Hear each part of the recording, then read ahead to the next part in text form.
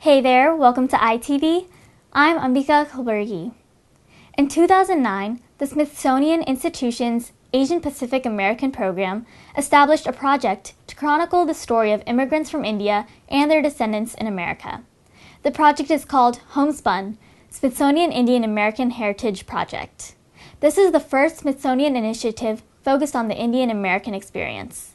There are nearly 3 million Indian Americans living in the U.S. today, and HomeSpun is the Smithsonian's effort to convey their history, contributions, challenges, and signal their place within the nation. On February 23rd, at the Embassy of India in Washington, D.C., the Smithsonian Asian Pacific American program hosted a special preview of Speaking Up, an upcoming exhibition for HomeSpun.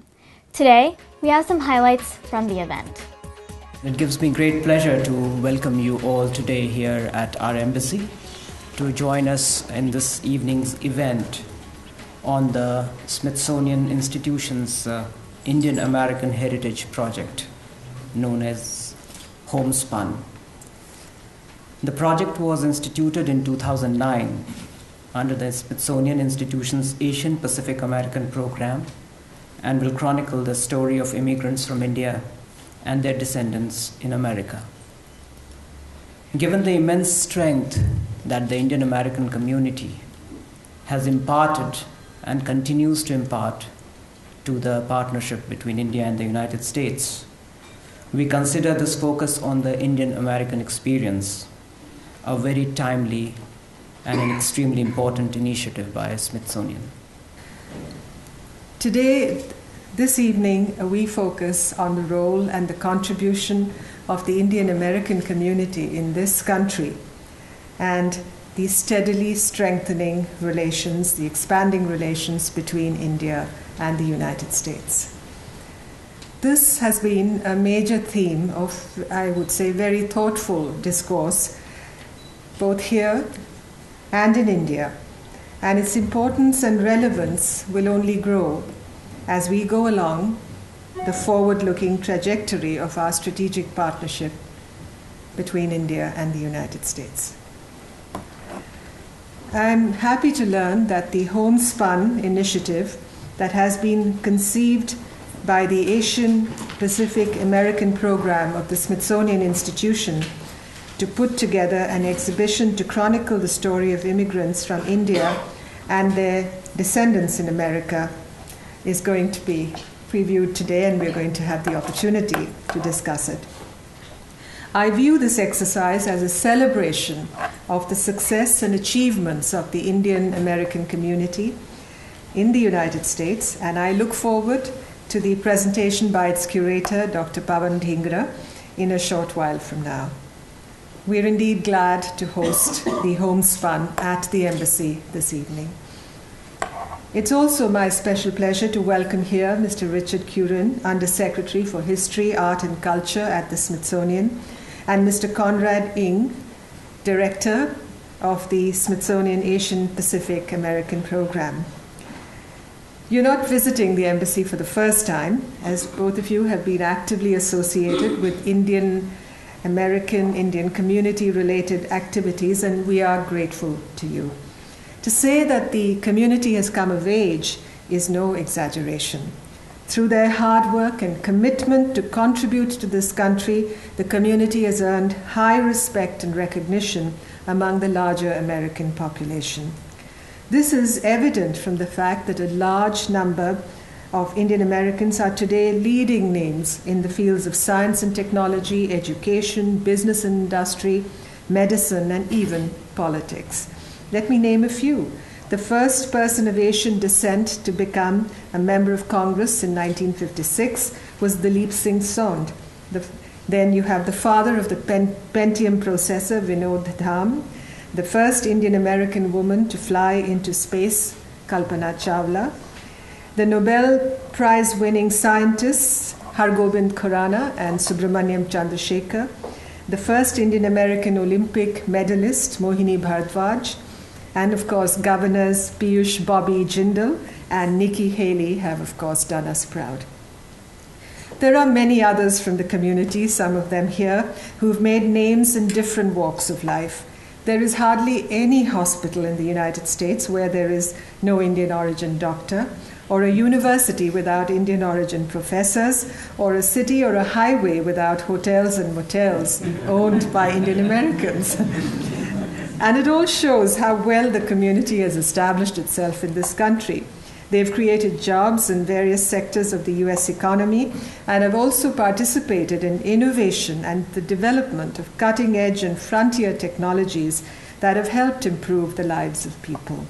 I would like to congratulate the Smithsonian Institution and the entire team of HomeSpun on this occasion for their work in projecting India and Indian Americans to the larger audience in this country. In fact, my association and my friendship with Smithsonian is of long standing. It dates back to the time I was here in the embassy in the mid-90s, and the friendships and the associations I developed at that time, I hold them very dear, and I'm so happy to be able to renew this friendship during my current tenure here, and therefore I wish you the very best. Thank you.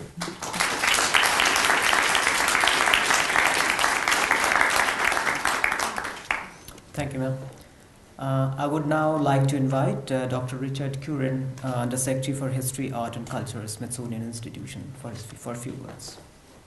I'm one of those people who was first interested. I got interested in India back in the late 60s, early 70s.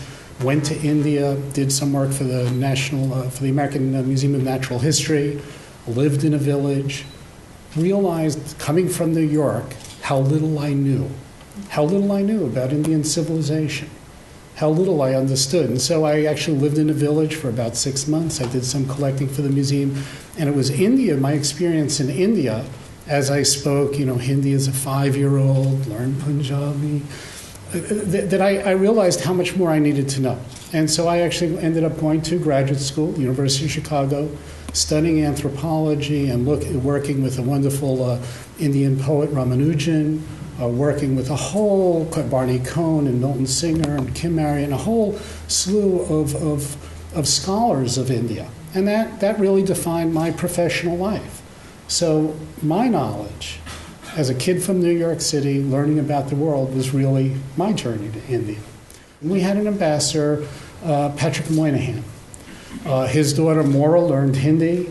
His wife, Liz Moynihan, was an architectural historian. The Moynihans really got India and brought India back to this country in a very profound way. And Pat and Liz became my mentors in a way, worked with Maura as well.